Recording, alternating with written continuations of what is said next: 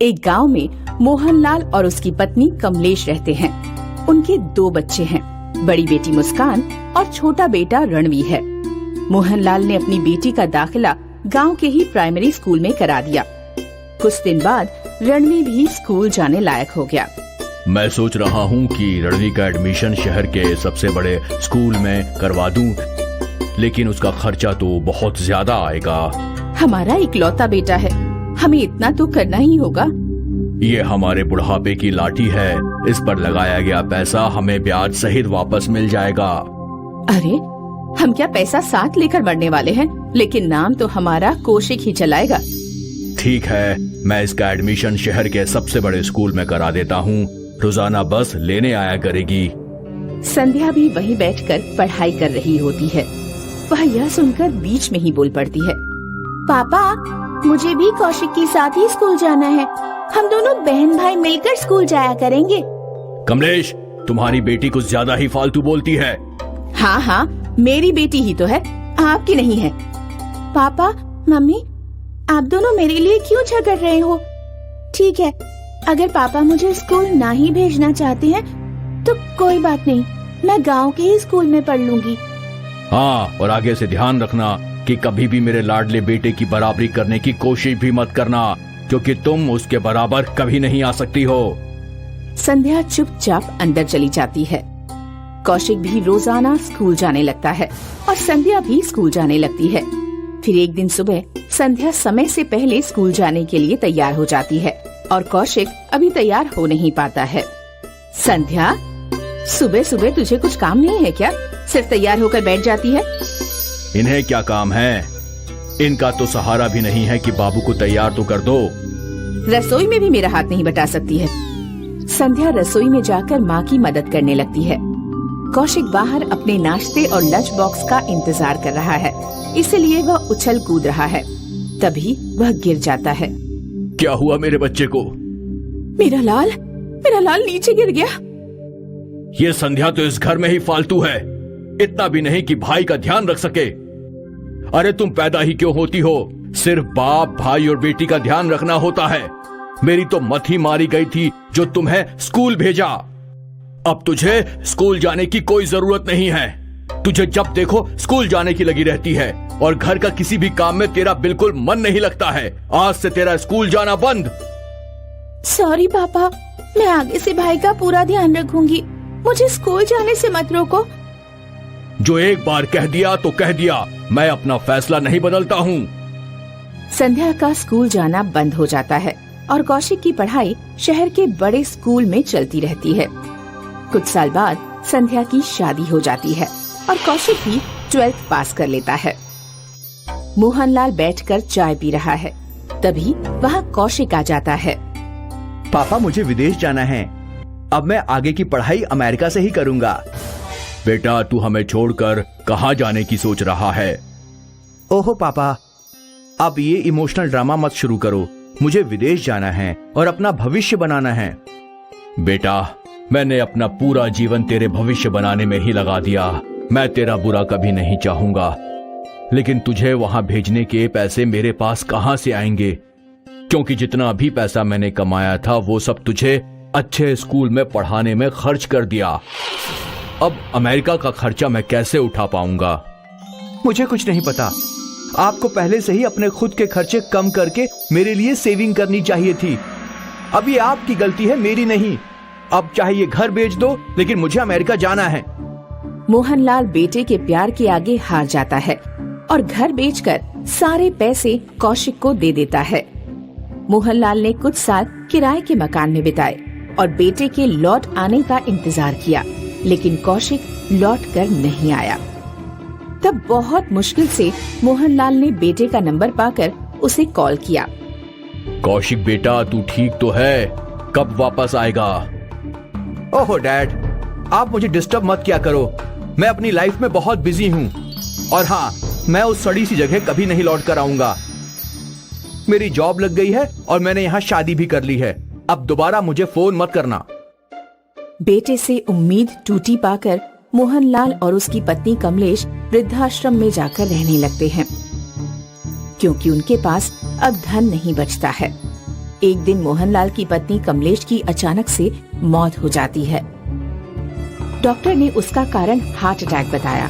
मोहनलाल अपनी पत्नी के लिए बहुत रोता है और वह अपने बेटे को डरते डरते कॉल करता है। बेटा, बेटा, क्यों रो रहे हो? वैसे भी अब यही कहोगे कि आजा, लेकिन पहले ही सुन लो, मेरे लिए मेरे बच्चों का भविष्य बहुत ज्यादा इम्पोर्टेंट है, जिसके लिए मुझे इस जॉब को बचाना होगा। ठीक है बेटा, तुम अपनी जॉब बचाओ, लेकिन मैं तुम्हारी माँ को नहीं बचा पाया। सॉरी पापा, क्या माँ अब इस दुनिया में? हाँ बेटा, पापा जिसको जाना था वो तो चला ही गया, लेकिन अब आप ही बताओ कि मैं अपने बच्चों का भविष्य कैसे खतरे में डाल दूं? हाँ बेटा, सही बात है। पापा आप चिंता मत करो, मैं कुछ पैसे भिजवा दूंगा। रहने दो, हम वृद्ध आश्रम में रहते थे, पैसों की कोई जरूरत नहीं है। फोन कट जाता है और मोहनलाल अपनी पत्नी का अंतिम संस्कार कर देता है। वह पुरानी बातों को याद करके बहुत रोता है। संध्या अपने बेटे के जन्मदिन पर वृद्धाश्रम में कुछ बांटने आती है और वह अपने पिता की हालत देखकर रो पड़ती है और वह आश्रम के मालिक से बात करके अपने पिता मोहनलाल को अपने घर ले जाने लगती है। संध्या, मैं बेटी के घर का कैसे कुछ खा सकता हूँ? मैं तेरे साथ नहीं जाऊंगा।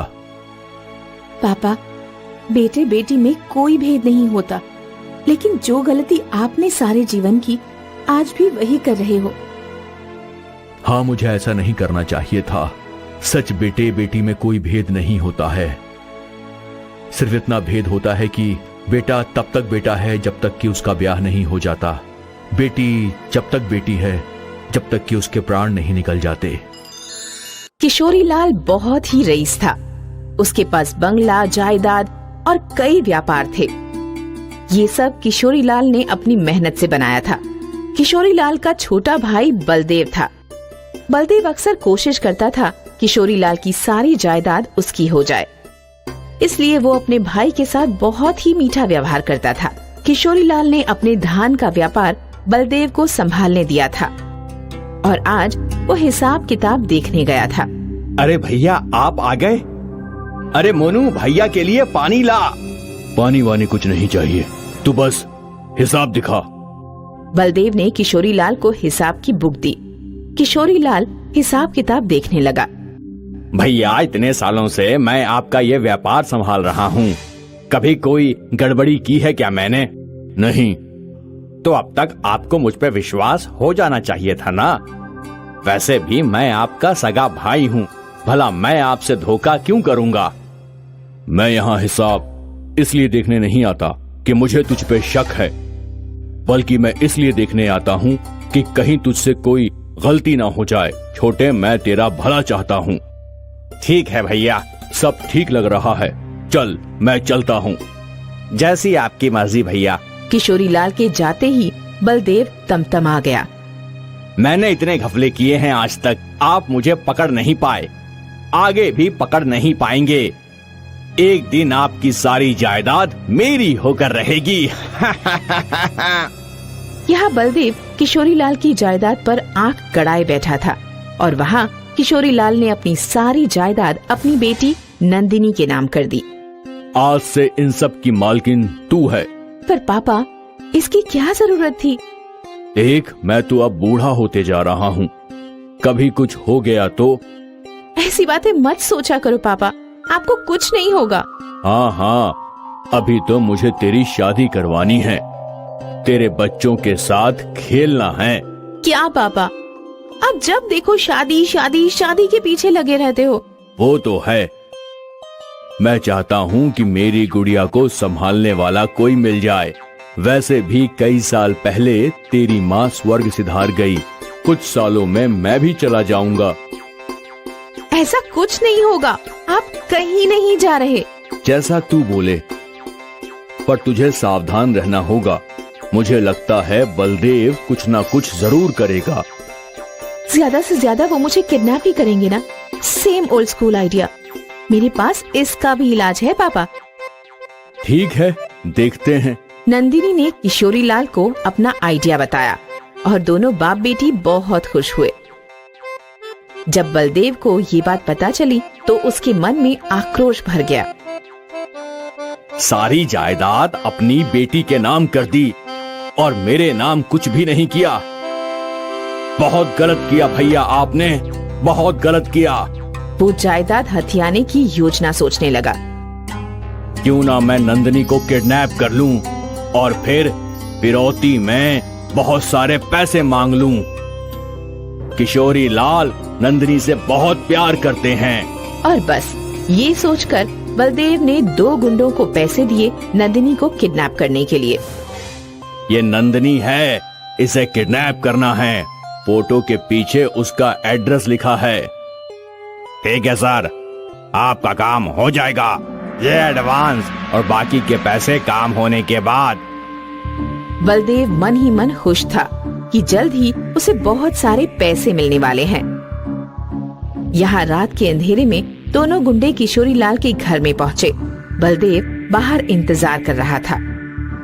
मैं इस तरफ जाता हूँ, तो उस तरफ जा, और अगर तुझे लड़की दिखे तो यहाँ लेकर आ। दोनों गुंडे अलग अलग दिशा में गए। पहले गुंडे को एक कमरे में नंदिनी दिख गई। यहाँ है, यहाँ है। वो दूसरे गुंडे के पास उसे बताने गया तो उसने देखा कि नंदिनी वहाँ भी थी। ये यहाँ कैसे? ये तो वहाँ भी थी। क्या बकवास कर रहे हैं? एक लड़की 2 जगह कैसे हो सकती है? तू मेरे साथ चल और देख ले। दूसरे गुंडे ने भी देखा तो नंदिनी उस कमरे में भी थी। इतना ही नहीं, नंदिनी सारे कमरों में सो रही थी। कुछ तो गड़बड़ है। ये लड़की नहीं, चुड़ैल है। हाँ भाई, निकलते हैं यहाँ से। दोनों गुंडे घर से खाली हाथ लौटे। क्या हुआ? लड़की नहीं मिली क्या? वो लड़की नहीं, चुड़ैल है। क्या? तुम खुद अपनी आंखों से देख लो। वो घर के हर कमरे में सो रही है। भला एक लड़की 4 कमरे में कैसे सो सकती है? जरूर तुम दोनों ने नशा किया होगा। हमारी बात पे यकीन नहीं है ना? चलो हमारे साथ। बलदेव दोनों गुंडों के साथ घर के अंदर गया। वहाँ एक एक करके गुंडों ने बलदेव को 4 नंदिनी दिखाई। दूसरी देखो, तीसरी देखो, और ये चौथी देखो। मुझे तो लगता है ये लड़की नहीं, चुड़ैल है। बाप रे, जरूर कुछ गड़बड़ है। 4 नंदिनी कैसे हो सकती हैं? इनमें से असली वाली कौन सी है? तभी सारे घर की लाइट्स ऑन हो जाती है और पीछे से किशोरी लाल अपने गार्ड्स के साथ पहुंच जाता है। बलदेव, मुझे पहले से तुझ पे शक था, इसीलिए मैंने तेरे लिए ये जाल बिछाया था। किशोरी लाल के गार्ड्स ने उन दोनों गुंडों और बलदेव को पकड़ लिया। सोच रहा होगा ना कि आखिर असली नंदिनी कौन सी है? हाँ। तभी किशोरी लाल ने एक बटन बंद किया और तुरंत 3 कमरों से नंदिनी गायब हो गई। चुड़ैल गायब हो गई? चुड़ैल गायब? वो कोई चुड़ैल वुड़ैल नहीं है, मेरी बेटी नंदिनी है। वो खुद एक मैकेनिकल इंजीनियर है और जो तुम देख रहे थे वो उसका 3D प्रोजेक्शन था। वो सो तो एक ही कमरे में रही थी, पर वो तुम्हें 4 कमरों में नजर आ रही थी। समझ गए? बलदेव, मैं जानता था कि तुम लालची हो और पैसों के लिए ये नीच हरकत कर सकते हो, पर तुम इतना नीचे गिर जाओगे ये मैंने कभी नहीं सोचा था। तुम्हारी असली जगह तो जेल में है। किशोरी लाल ने बलदेव को पुलिस के हवाले कर दिया और उन दोनों गुंडों को भी। आज नंदिनी की सूझबूझ से सब कुछ सही हुआ।